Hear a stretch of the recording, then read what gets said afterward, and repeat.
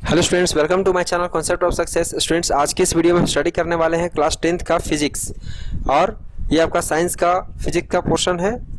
और ये चैप्टर है आपका प्रकाश परावर्तन तथा अपवर्तन। इसमें हम इसके नोट्स को देखेंगे, ठीक है। ये आपको प्रॉपर एक नोट्स कैसे बनाना है कॉपी में, तो बहुत सारे स्टूडेंट्स को ये प्रॉब्लम होती है, तो इसी प्रॉब्लम को सॉल्व करने के लिए मैं एक नोट्स तैयार किया हूँ और इसी को आपको हूबहू उतार देना है आपके कॉपी में। सारे के सारे टॉपिक इसमें कवर हो जाएंगे और पॉइंट वाइज बहुत ही सरल भाषा में है ये, ठीक है। तो चलिए स्टार्ट करते हैं इस वीडियो को। क्या है हमारा आज का टॉपिक है प्रकाश परावर्तन, ठीक है। तो प्रकाश परावर्तन तथा अपवर्तन, तो सबसे पहले तो हमें प्रकाश जानना होगा, है ना, कि प्रकाश क्या है। तो सब जानते हैं हम लोग कि प्रकाश ऊर्जा का एक रूप है जिसकी सहायता से हम वस्तु को देख पाते हैं। प्रकाश वह ऊर्जा है जिसके द्वारा हम वस्तुओं को देख सकते हैं। अब इसके बाद आता है प्रकाश के गुण। तो प्रकाश के क्या क्या गुण होते हैं? यह सरल रेखा सीधी रेखा में गमन करती है, ठीक है। प्रकाश विद्युत चुंबकीय तरंग है, इसलिए इसे संचार के लिए किसी माध्यम की आवश्यकता नहीं होती है। इस तरह से आपको इसका पॉइंट लिख देना है, प्रकाश का ये गुण है, ठीक है। तो ये देखिए 4 पॉइंट यहाँ दिया हुआ है, चारों पॉइंट को आपको लिख देना है, ठीक है। उसके बाद है प्रकाश का परावर्तन, इसका जो नियम होता है, ठीक है। तो इसका 2 नियम है, प्रकाश के परावर्तन के 2 नियम, ठीक है। तो ये दोनों को आपको लिख देना है और साथ ही ये फिगर बना देना है। उसके बाद देखिए प्रतिबिंब। प्रतिबिंब क्या होता है? जब हम आईने के सामने खड़े होते हैं या मिरर के सामने, तो हमारा जो वहां पे इमेज बनता है उसे ही हम प्रतिबिंब बोलते हैं, ठीक है। तो प्रतिबिंब का यहाँ पे डेफिनेशन है, इसे भी आप नोट कर लोगे। चलिए नेक्स्ट देखते हैं। नेक्स्ट क्या है? प्रतिबिंब का टाइप्स। देखिए, एक होता है वास्तविक प्रतिबिंब और दूसरा होता है आभासी प्रतिबिंब, ठीक है। तो इसका 3-3 पॉइंट दिया हुआ है। चलिए आगे देखते हैं। समतल दर्पण द्वारा प्रतिबिंब। समतल दर्पण द्वारा कैसे इमेज बनता है? यानी ये मान लो कि ये समतल दर्पण यहाँ है, देखिए ये समतल दर्पण है और यहाँ से वस्तु ए बी खड़ा है, तो इसका ए डैश बी डैश इसका इमेज बना हुआ है, ठीक है। चलिए आगे देखिए क्या है इसमें। अगला पॉइंट है पार्श्व परिवर्तन और गोलीय दर्पण। तो पहले पार्श्व परिवर्तन क्या होता है? इसमें वस्तु का दायां भाग बायां प्रतीत होता है और बायां भाग दायां प्रतीत होता है। जैसे कि हमारा इमेज में, जैसे देखिए मैं अभी ये हाथ उठाऊंगा तो मिरर में क्या होगा, ये मेरा यहाँ तो मैं अभी राइट उठा रहा हूँ तो यहाँ राइट दिख रहा है, लेकिन वहां पे लेफ्ट वाला दिखेगा, ठीक है। तो ये चीज आपको पता होगा, है ना।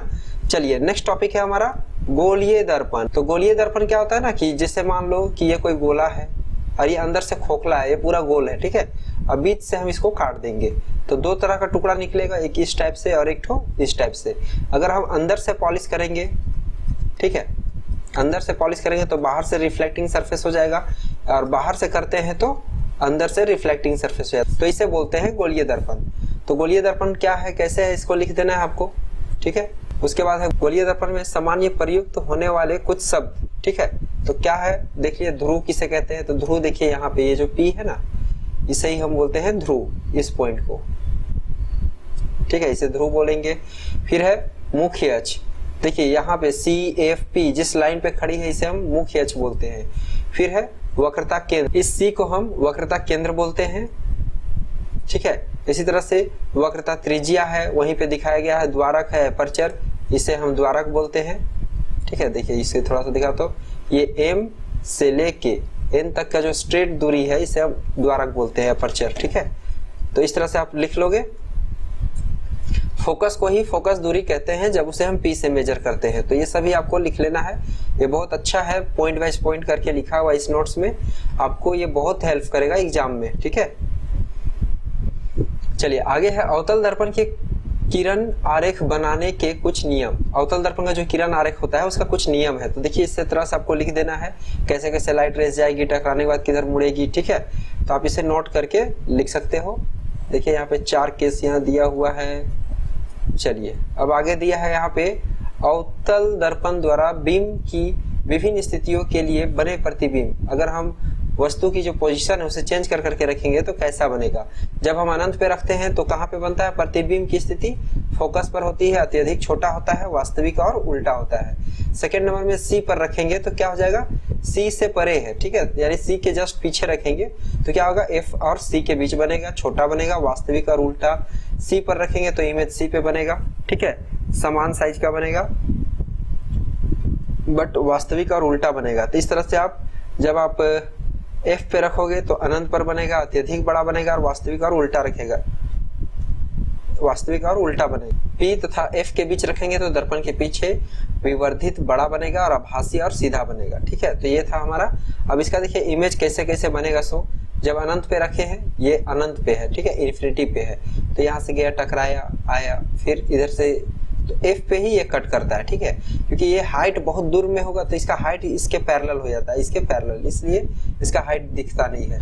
उसके बाद देखिए C के परे रखे हैं। ठीक है, अगला जो हम पॉइंट दूसरा पढ़े थे, इसका देखिए C के परे या C से परे, तो इसका इमेज कैसा बनेगा। देखिए यहाँ पे रखे हैं वस्तु को। ठीक है, ये इमेज यहाँ बना, B और A और B बना ना, तो A ऊपर हो जाएगा, B नीचे, यानी A डैश ऊपर B डैश नीचे। इस तरह से C पर रखेंगे तो C पर ही बनेगा। ठीक है, C पर रखेंगे तो C पर ही बनेगा। आपको ये सब लिख लेना है, अच्छे से लिख लेना है, बहुत काम का चीज है ये।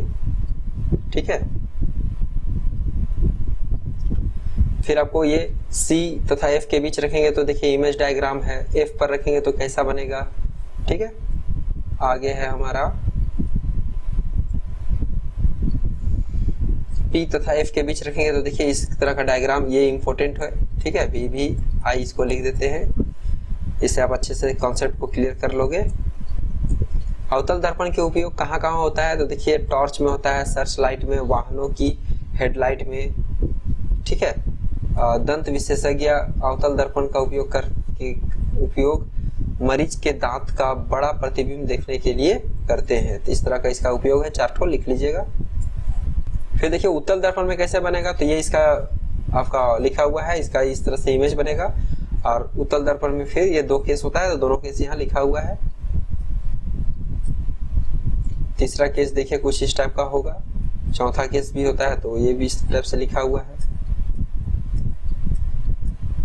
ऐसे जनरली आपको दो ही केस पढ़ना है, ये और ये। ठीक है, फिर है किरण आरेख, किस तरह से होगा देख लीजिए। अनंत पे रखने के बाद किस तरह से किरण आरेख होगा इसमें और इसमें।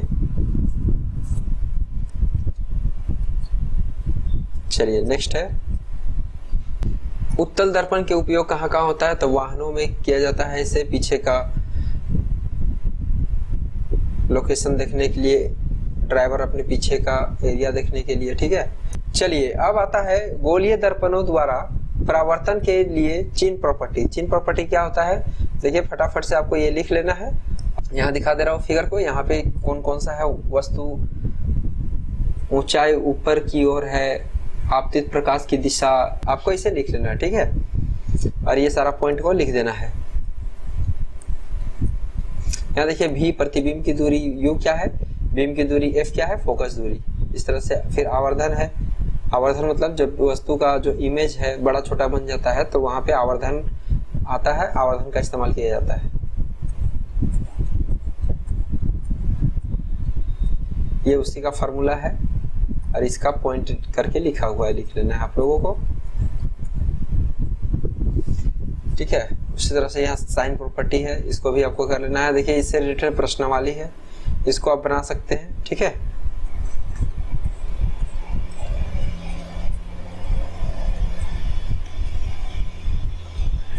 अब आता है प्रकाश का अपवर्तन। ठीक है, जब प्रकाश एक माध्यम से दूसरे माध्यम में तिरछा होकर जाता है तो दूसरे माध्यम में इनके संचारण की दिशा परिवर्तित हो जाती है।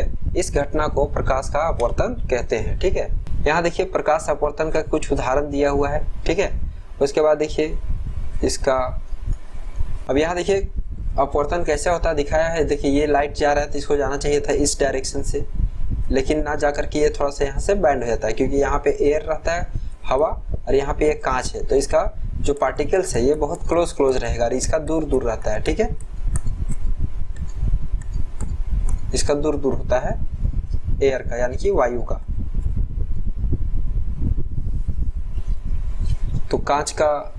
तो कांच की आयताकार स्लैब में से अपवर्तन हो गया। अब अगला है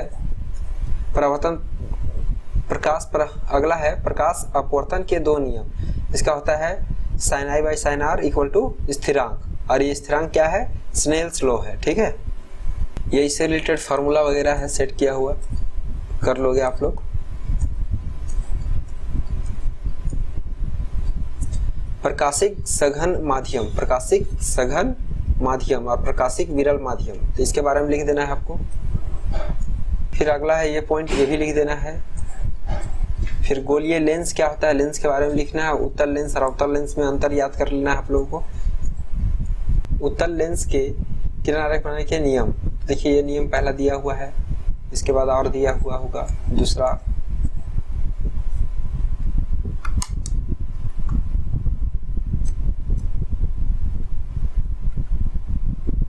फिर देखिए ये सब तीसरा है, इसका ये केस दिया हुआ है, ठीक है, कहाँ पे रखिए तो कहाँ होगा, इमेज कैसा बनेगा उसका बारे में। ये देखिए उसका किरण आरेख बन गया है यहाँ पे। अवतल लेंस की किरण आरेख बनाने के नियम, इसका कुछ नियम होता है, उस नियम को फॉलो करके पढ़ के इसको बना देना है। चलिए ज्यादा नोट्स नहीं है, आपको इन सभी पॉइंट को लिख देना है, ठीक है। उसके बाद ये भी लिख देना है आपको।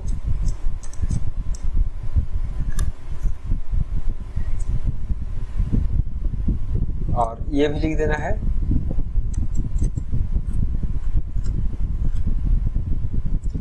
फिर आपका आ जाएगा लेंस की क्षमता यानी पावर ऑफ लेंस, इसके बारे में सारा डिटेल्स, और डायोप्टर होता है, कैसे मेजर करते हैं, और फिर प्रश्नावली यानी एक्सरसाइज क्वेश्चन।